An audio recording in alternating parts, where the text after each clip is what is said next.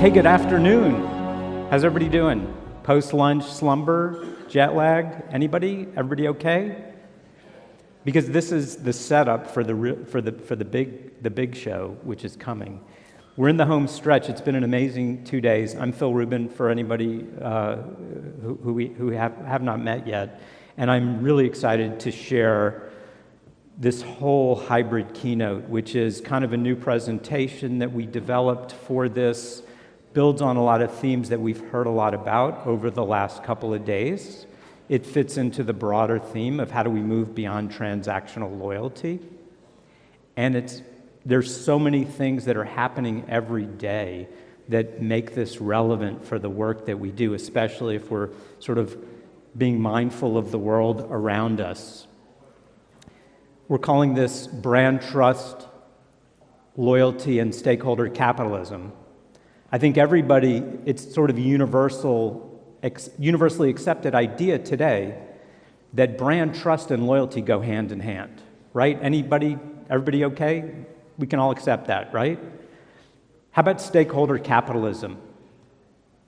Any skeptics about stakeholder capitalism in ESG out there? Where I come from in the US, there's a lot. And it creates a segmentation of the marketplace in terms of brands and companies. We obviously have huge divisions in the US, but I think that's increasingly a global thing. And when we think about the idea, let's just start with the idea of trust. And think about how trust relates to loyalty and relates to relationships. It's the essential foundation of relationships. And we're all here because we believe in the power of relationships between customers and brands, right? So this is pretty easy, right? Trust, relationships, leads to loyalty. And we talk about loyalty currencies. We talk about miles and points. We talk about new loyalty currencies like time and access and recognition and education and all these different loyalty things that drive loyalty. And what's implicit in this, because the loyalty should accrue to the brand more than anything, especially if you think about loyalty as an outcome and as that emotional attachment. That emotional attachment should accrue to where all the investment takes place, which is in the brand. Companies still outspend loyalty by a pretty significant factor, though that is clearly changing. We've heard a lot of data in the last 2 days about that. But if you guys are familiar with the work that Edelman has done for 23 years in terms of Edelman's trust barometer, it's sort of a universal global standard, and they measure trust, and they outline the significance of trust, not just from a loyalty standpoint, not just from a brand standpoint, but from an institutional standpoint. All the key sectors of the world that we live in, and where loyalty and loyalty marketing and all the things that we do is a part of it. But sadly, for some of us, the world doesn't completely revolve around loyalty programs and loyalty marketing, even as much as that affects and those principles are applied every day in other areas, just in different ways. Some transactional, some emotional. The best do both, because there's still a huge transactional part of the world, and certainly a part of marketing and a part of loyalty.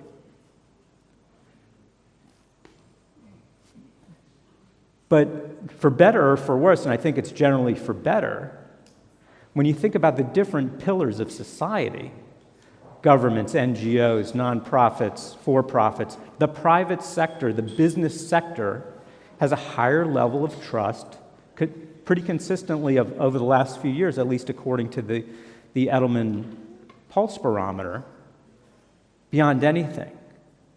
So as much as in different parts of the world we have different sort of governing structures, and in some places government is looked to as sort of the ultimate arbiter, where do people place their trust? It's not in government. It's not in those other public institutions. It's in the private sector. And so as we think about ourselves as stewards of those customer relationships, it puts a different level of importance on trust and brand trust. on corporate trust, on corporate reputation, on how companies act as other components of society, as other members of the societies that we are part of. And I am going to tie this into marketing and loyalty, but this is sort of the setup for what's going to be a really interesting discussion with some companies that are doing some really interesting things.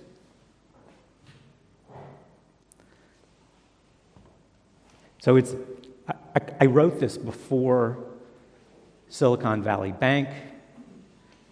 It was interesting, before the Bank of Montreal Air Miles deal, and coincidentally or not, because we're here in Zurich, the issues that became apparent with the local bank here, not just the local bank, but the global bank here. So we've got to consider this, like everything else, like the customer relationships that we manage, is dynamic.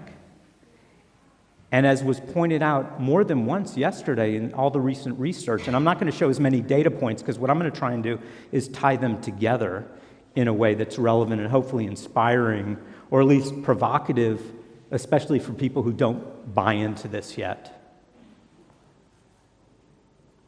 But this is tough too. And we can all, as well as all the people that we work with, the people that we work for, this is easily screwed up. I mean, great discussion about data privacy and GDPR this morning. We've got similar issues and challenges, obviously, in the US.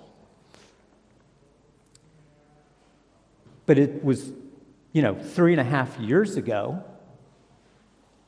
and this was really what began this thought process and work into this topic, was Jamie Dimon, who was the leader of the Business Roundtable at the time. They came out and they said, it's not just about making money for shareholders.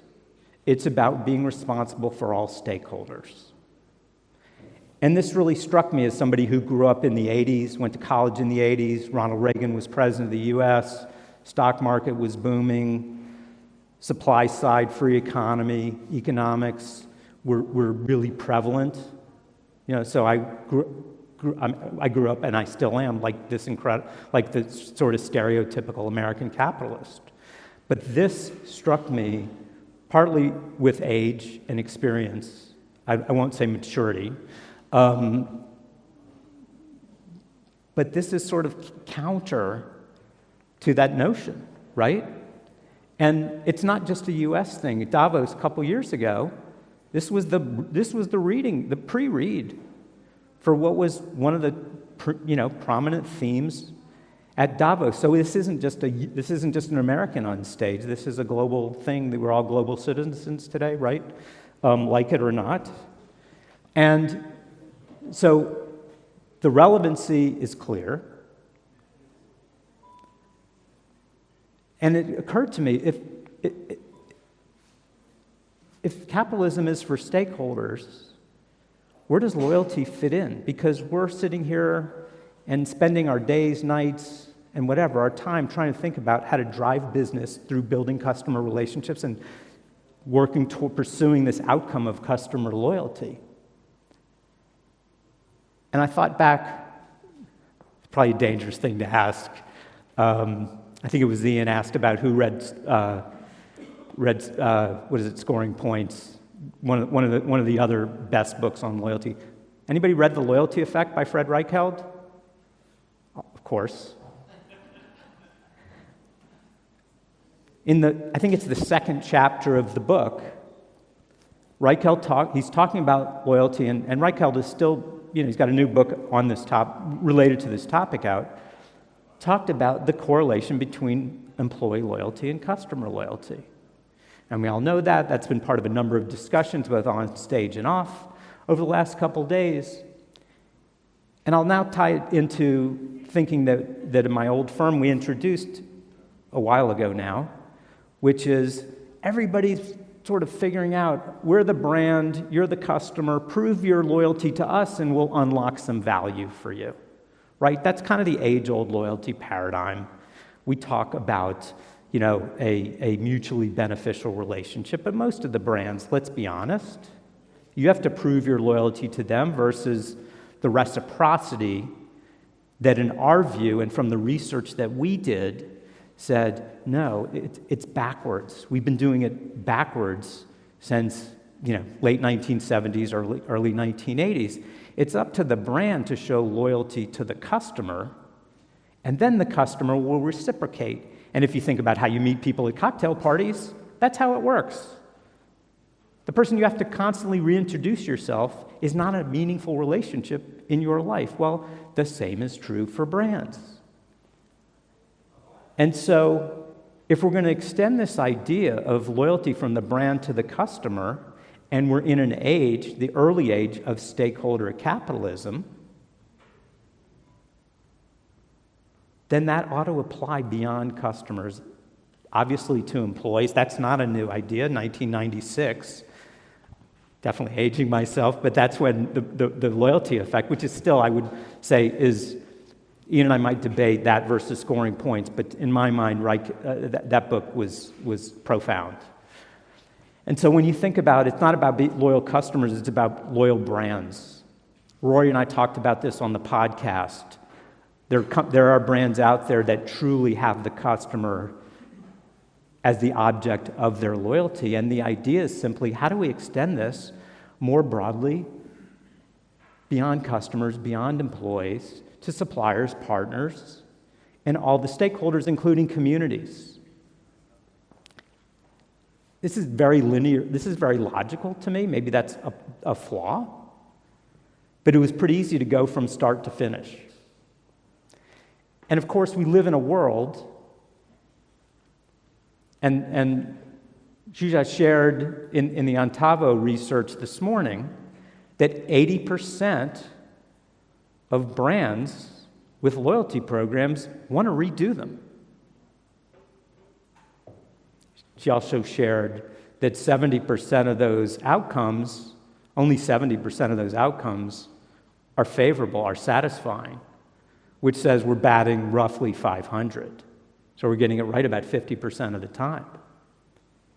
Which, back to some other views, I think loyalty is stuck. It's stuck because we're still doing a lot of the same things. Yes, there's pockets of innovation, but broadly, if you blur your eyes a little bit, loyalty is very homogenous. And yet it shouldn't be, because the brands aren't homogenous, their values aren't homogenous, their business models aren't homogenous. And yet we all know we're loyal.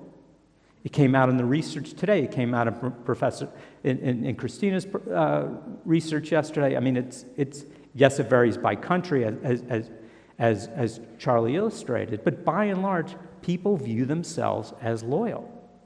Now, we have to give them reasons to be loyal and to feel loyal. A little bit of a lag. Call it a dramatic pause. But the world's changing, right? Like, we live in this divisive world. People abhor cancel culture. Silicon Valley Bank got the depositors got bailed out, and everybody raised their hands and said it's woke capitalism. Well, not if you're a libertarian venture capitalist with your funds in the bank. It's not woke capitalism. It's survival.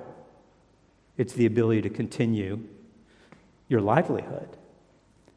And we have brands responding to things that are they're deemed out of bounds. And they should be out of bounds in a civil society, in a modern society. And so it leads to this idea of taking, and Professor Ziliani talked about citizen relationship management. This is just one less word. The idea of, if you believe in stakeholder capitalism, then you have to believe in stakeholder loyalty. And it's multifaceted. And there's lots of opportunity, and nobody has figured it out. And like loyalty, there is no one-size-fits-all solution.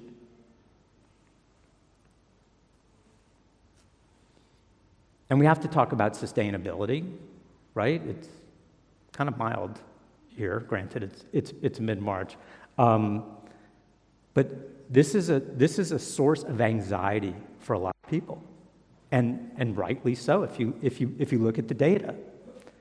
And so I'm going to share a couple of examples, and then we're going to get into this panel discussion.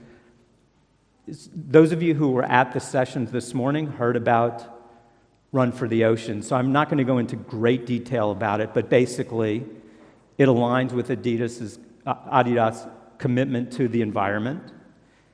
It reflects the strategy behind Adi Club and a lot of other things that they're doing. And it rewards people for doing good things. Running, cycling, hiking, whatever the things are that people do that make them feel good, right? Endorphins, positive feeling. But they engage millions of people around the world. They play it back, and they tie it to supporting their corporate social responsibility, their corporate philanthropy, to remove plastic from the oceans, recycle it into product. We talked about an increasingly circular economy. Used goods, renting goods, and soft goods are very climate unfriendly traditionally. That's changing rapidly. We're going to talk about that. And they're very explicit. Adidas is very explicit about this.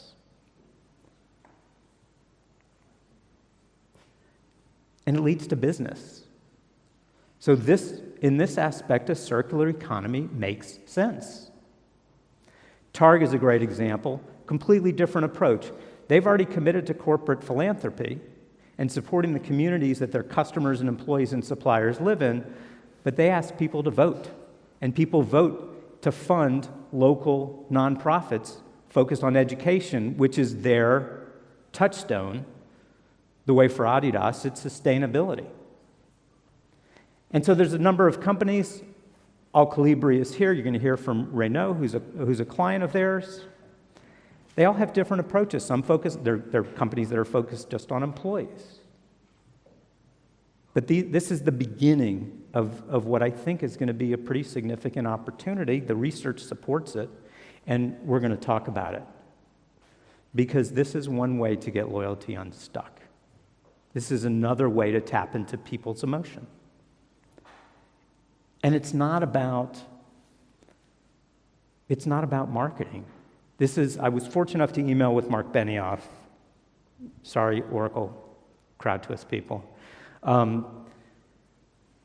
the Roe versus Wade decision came back, and there were certain companies, and Salesforce has always been a company that has not been bashful about talking about this, and Benioff talks about stakeholder capitalism every time he talks about Salesforce earnings,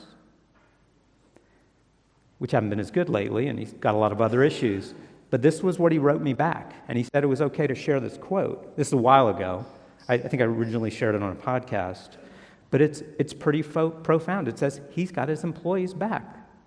They're in the business of helping companies have their customers back. But there's a lot of skepticism.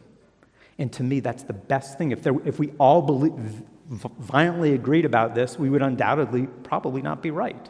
Though maybe we all do agree, which will be interesting. We'll get there. It's expected. You guys have seen the data. I want to get to the panel discussion. But these are a couple of ideas. This is not about schooling people. This isn't about wokeness. This is about helping people be better, do better, and making it easy for them, making it rewarding to them, making it emotionally fulfilling to them. And this isn't the solution. These are just some suggestions, because I certainly don't have all the answers. And there's a lot of people taking a lot of different approaches, and we're going to learn about this, and hopefully we're going to talk more about this. So with that, thank you for indulging me in this little story, ideas, rant, maybe a little rant. And let me at this point introduce this wonderful group of panelists that we're going to have a little discussion about with Renaud Derville from Board Riders, who I was introduced to through Al Colibri, Stephanie Hager, who flew all the way from Seattle. She's in the top 5 of who's traveled the farthest to be here today. And REI has a great story. And I think last, but certainly not least, because I think at this point, everybody knows Shuzha. Right? Yes. Hopefully. Hope so.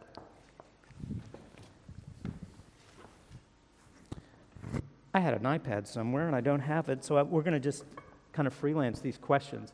Let's start, if you guys don't mind. Why don't you guys do just very quick, because you've all been on stage already. Oh, thank you.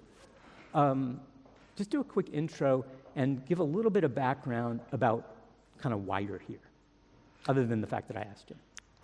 I'm Zurich, one of the co-founders of Untitled and Chief Strategy Officer.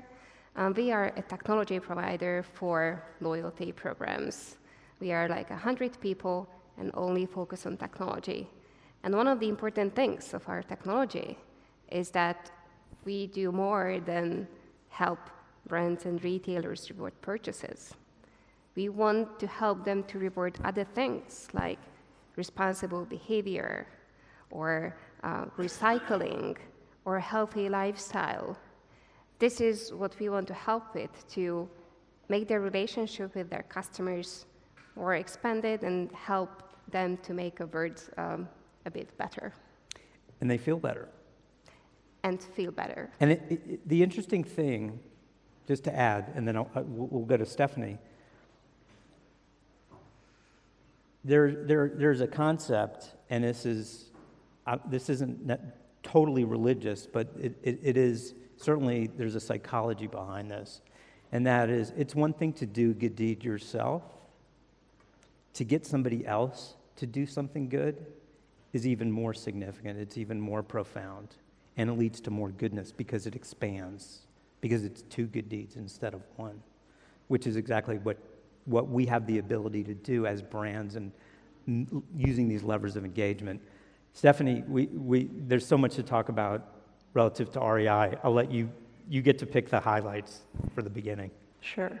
Stephanie Hager, I'm the Director of Membership Strategy and Growth for REI. Was an outdoor specialty retailer in the US, but we're also a co-op. That's how we were founded and still operate. So we're definitely in a stakeholder capitalism. I don't know if that's the right word, but we don't have shareholders or members or stakeholders in our community. And we're very much thinking of purpose first in how we support our community and protect the outdoors. REI was into this before it was cool, right, from the beginning. Yes, I feel very lucky to be having such deep roots and feeling so authentic as we approach that shared values ecosystem. Renaud? So Renaud Derville, I'm working on the customer strategy regarding retention and loyalty aspects. So on Boardrider, Boardrider is a group of 6 brands, the well-known Quicksilver and Roxy, and we have also Billabong, Ruka, and more skateboard brand like DC Shoes and Element. And agree, also we are a stakeholder company. We are working a lot regarding what we say in Boardrider is protect our playground. There's the question of trust between the members and the brand, trust in the environmental action and so on. So it's key for us to have this aspect on the stakeholder company. And I think that idea of protect the playground is, in different words, was the genesis of REI. Mm-hmm. Was it not? It was definitely one of them. The bringing people together to make gear more affordable and accessible was the other impetus of the creation. And so let's start with you. Is this obvious to everybody?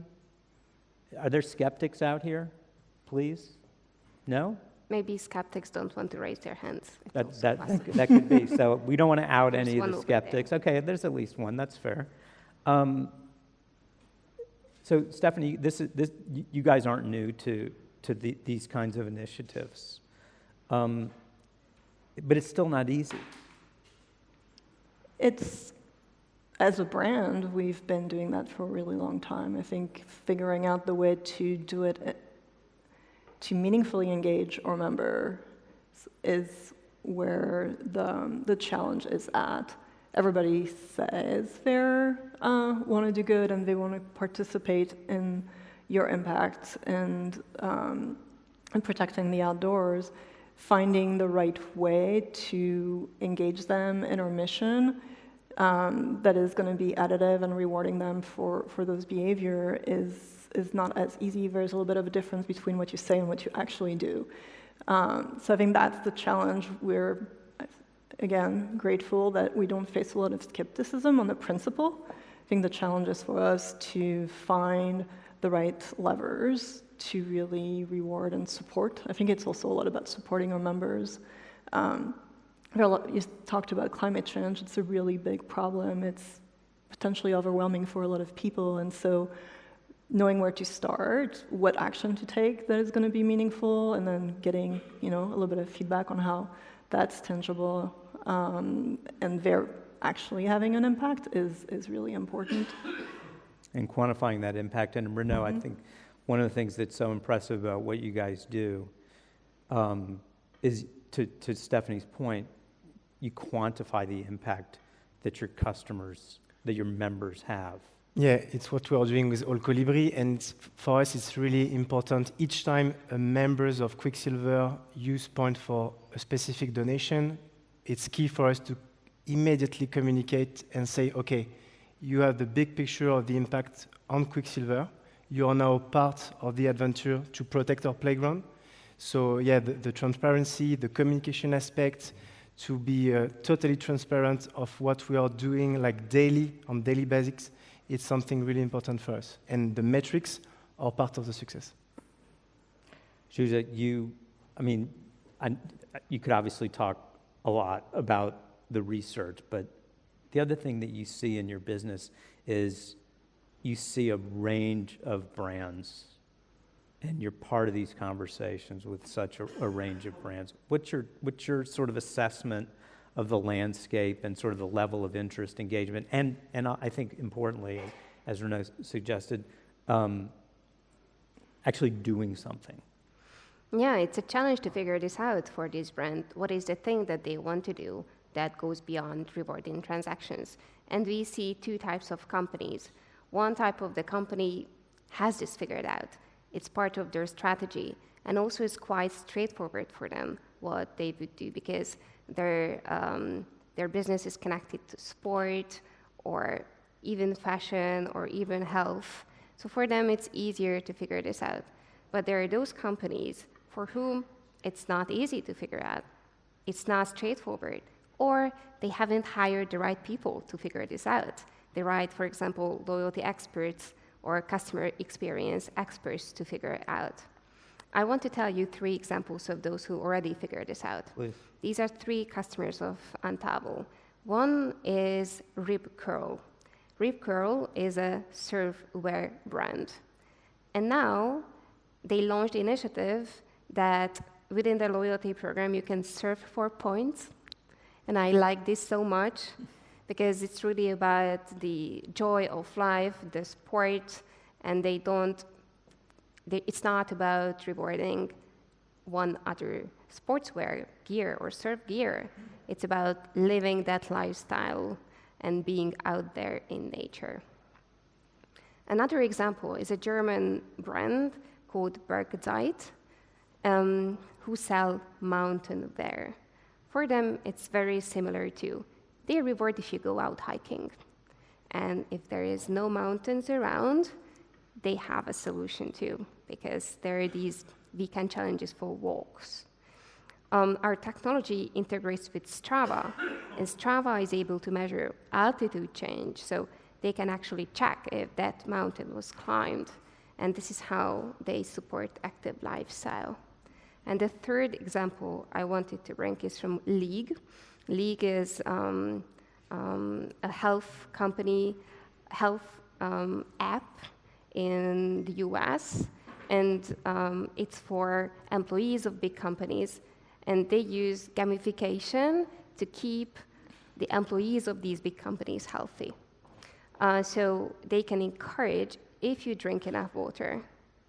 And I consider these things as part of ESG because it is the environmental and social part of ESG.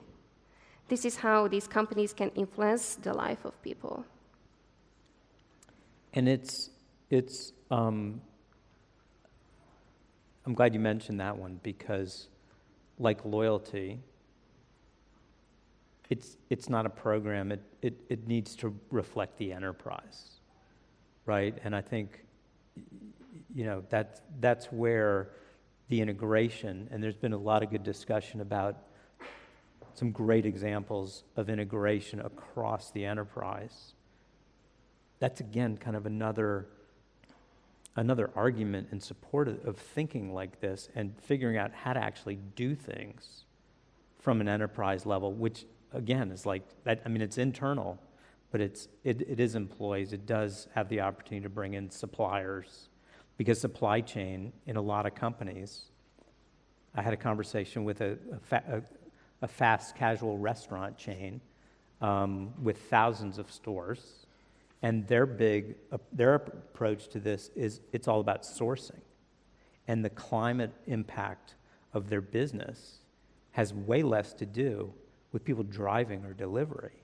It has everything to do with what it takes to get their supply chain, the components to the meals into their restaurants. And then from the restaurant, has nothing to do with the restaurant to the customer. It's from where it comes out of the ground or wherever it's produced. So how do you guys look at that from a supply chain standpoint? Are you guys at the point where you're considering? I'm not an expert in our supply chain. I would say that sustainability is the commitment across the organization. We've been climate neutral since 2021. Our sustainability team has worked on product standards that apply to our own brand, but also encouraging our vendor to change their practices.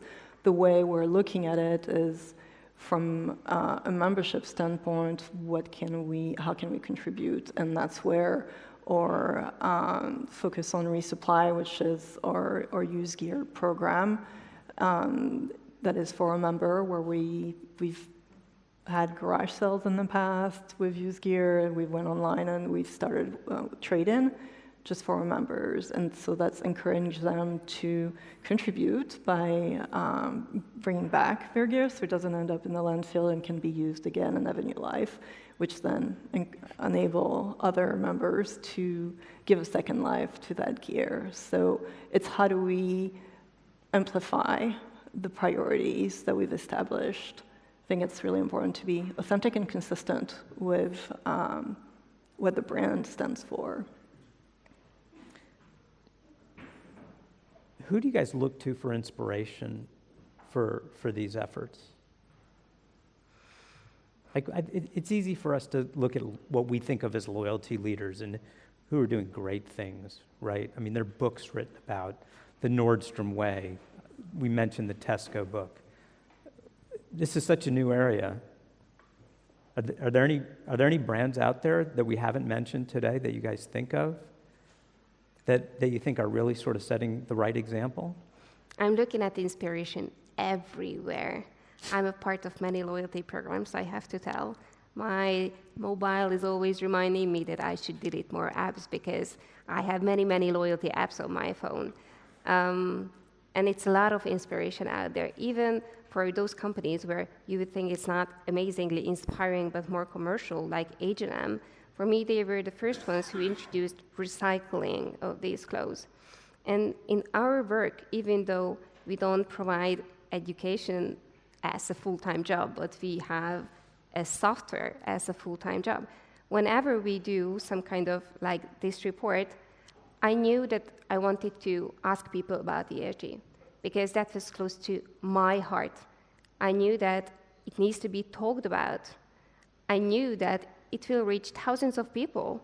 So if I can inspire these loyalty managers, marketeers, you, with like, it's an opportunity for you. You have power in your hands that you can change how you work and how customers are interacting with your brand. I wanted to bring this up as a topic, so this is on the table. This is what people talk about with their teams and managers. Stephanie, Renaud, any inspiration out there? I think our member and the broader community out there is definitely a source of inspiration. I mean, we want to be member-centric, so we should start with them and talk to them and understand what motivates them, what are they concerned about, and how in their life, outside of brand in general, like how are they connecting with the cause they care about? Where do they find the communities that help them feel empowered to take action and feel supported? Yeah, I agree. Customer feedback, I think, is the most powerful tool to have a direct feedback on the project and other. To give you another example, we activate on Quicksilver also what we call the wetsuit take back. So you can just return your wetsuit when you already use it after a beautiful surf afternoon. And we take it, we repair it, and you can reuse it after. And we use the loyalty program to just give a reward and to thank the customer. And we have great feedback directly in store with the staff. So I think it's the powerful tool. Which gets them behind it. Sorry? Which gets the associates in the store behind it. Yeah. Why don't we, I think we've only got a couple of minutes left. I'd love to hear your thoughts on where you think this is going. Pick your time horizon. Next 18 to 36 months. Do we think this is going to be pervasive? Do we think every loyalty program is now going to have some stakeholder component to it, and some, call it ESG or stakeholder capitalism element to it? Because we wanted to make this as a topic, as a part of the report, we asked this exact question, actually. And we learned that 66% of companies have or will have rewards or will reward responsible behavior in the next 3 years. 66%. It's a very big number. It's a lot of ambition. And also, we asked the question, like, what do you think, how other companies think? They said that marketeers think that 68% of other companies will introduce these actions to reward responsible behavior. These two numbers are very high, and I think it's a lot of ambition out there. Will it happen? I don't know, but it's a lot of ambition, and that's something that we can be already happy about.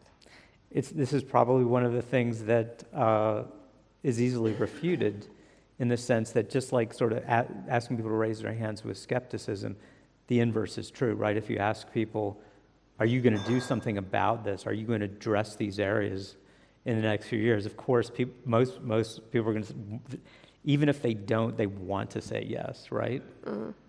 And so that's sort of the say-do. Any closing thoughts for you guys? Yeah, you at the beginning of your presentation, you talk about trust. I think it's really the key word regarding all the aspect of sustainability and other. It's a question of trust between all loyalty members and the brand DNA. And it's a question of trust between the brand and the environment and all the key questions that we are all asking regarding the future.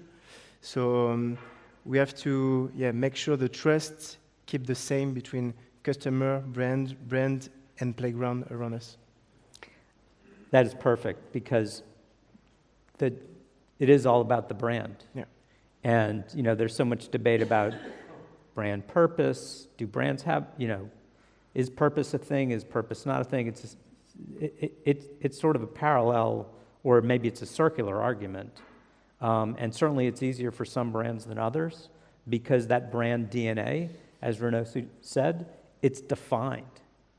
And so part of the challenge here is, and we heard a lot about greenwashing this morning, which is a thing, because there's so many followers, and there's such a difference between leaders and followers, that it really takes that brand definition as sort of the entry point. And I think that's one of the common threads. I mean, not all the examples we talked about today are outdoor brands, where if there's no outdoors, it changes the brand a little bit. Makes it a little different. But also, if there's no outdoors, we're sitting in rooms like this all day, and at a minimum, it makes your jet lag worse, but it also, it's not good for you. Do you want to share what you think about the topic? I know that you just talked about this in the first 20 minutes, but where do you see inspiration, especially those spaces that are not outdoor, but like other great examples? I think it's about taking risks.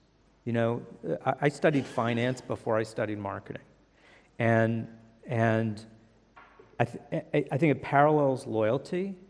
It parallels brands that take risks. And I think about the companies who have done things. So Urban Brands, URBN, parent company of Anthropologie, Urban Outfitters, I forget the ones that my kids love. But they created a whole new line of business called Nuuly, which is recycled, N-U-U-L-Y. Pretty big risk for a public company to take. It's doing astonishingly well. And it's a brand new business, it's entrepreneurial, big risk. With that, thank you for asking me my opinion. And thank you guys for being part of this. And thank you guys for listening us.